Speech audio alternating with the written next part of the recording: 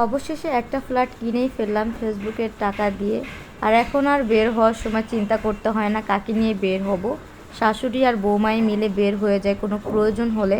তো সব কিছু মিলিয়ে আজকের ব্লগটা অবশ্যই ইন্টারেস্টিং হবে। আশা করি ফুল ভিডিওটা দেখবেন, ভালো লাগবে। আসসালামু আলাইকুম, সবাই কেমন আছেন? আশা করি সবাই অনেক বেশি ভালো আছেন। আলহামদুলিল্লাহ আমি অনেক অনেক বেশি ভালো আছি। আর তার সাথে থাকবে হলো দেশের ট্রাফিক সামলাচ্ছে যারা, তাদের নিয়ে কিছু কথা বলবো। তো আশা করি ভালো লাগবে। বিকেলবেলা আসরের নামাজ পড়ে শাশুড়ি আর বৌমা বের হয়ে গেলাম বাসা দেখার জন্য।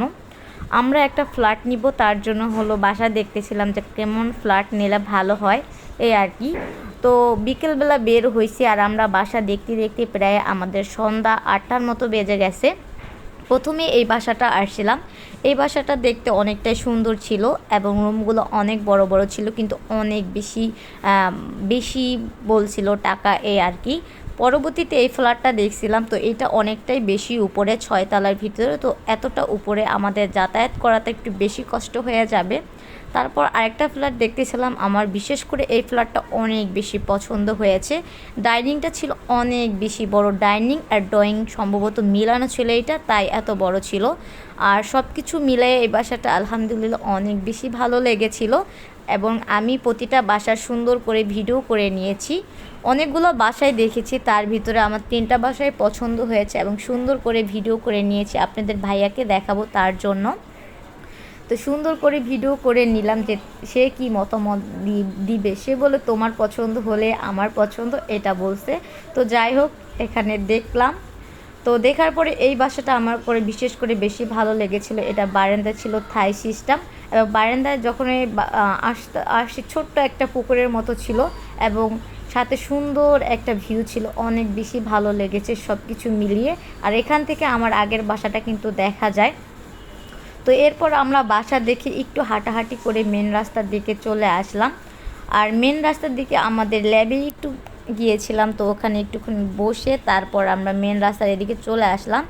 আর এখানে ছিল হলো ট্রাফিক, দেখেন কিভাবে স্টুডেন্টরা ট্রাফিক সামলাচ্ছে। তারা অনেক বড় একটা দায়িত্ব পালন করতেছে, যেহেতু তারাই এই জিনিসগুলা গণ্ডগোল করেছে এবং তাদের এই ঘাড়ে দায়িত্বটা নেওয়া উচিত যে তারাই দেশকে রক্ষা করবে।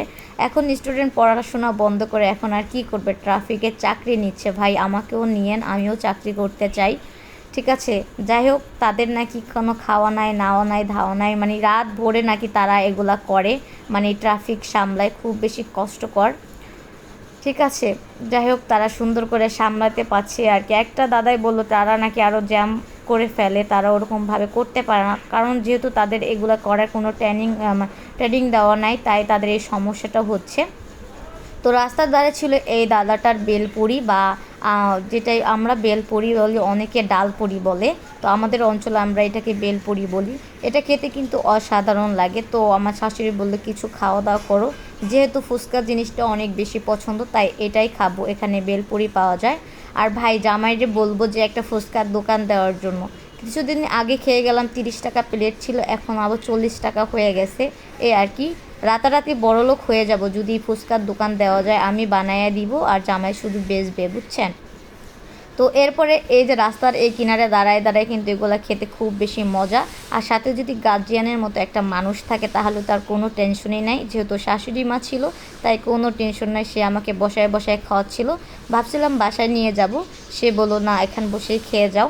তো আমরা এই যে দুজনে মিলেই খাচ্ছিলাম, খুব মজা করে খাচ্ছিলাম, ভালো লাগতেছিল। তো অবশ্যই আজকের ভিডিওটা আপনাদের কাছে কেমন লেগেছে অবশ্যই কিন্তু কমেন্ট করবেন। আর পরবর্তীতে বলবো যে অবশ্যই কমেন্ট করবেন যে আমরা কোন ফ্ল্যাটটা নিলাম আর কি আসার বিষয়ে, পরবর্তী ভিডিওতে অবশ্যই আপনাদেরকে জানাবো। আসসালামু আলাইকুম, সবাই ভালো থাকেন। পরবর্তী ভিডিওতে আবার দেখা হবে আপনাদের সাথে। টাটা, বাই বাই, আল্লাহ হাফেজ।